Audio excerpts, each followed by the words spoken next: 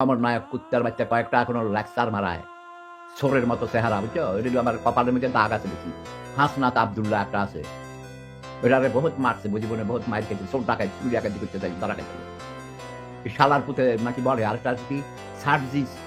এই আলম এটার নামও তো তোমরা এরকম নাম শুনতে হবে। সার্জিস, সার্জিস, সার্জিস, সার্জিস এই বালের নাম শুনলেন। এটা বালের নাম।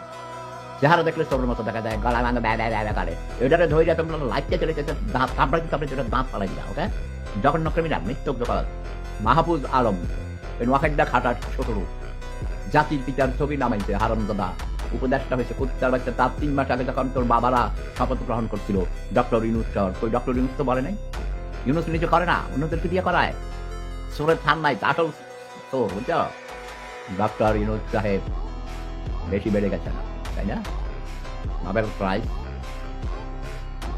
একেবারে পেয়ে যেতে, ঠিক আছে? দেখলাম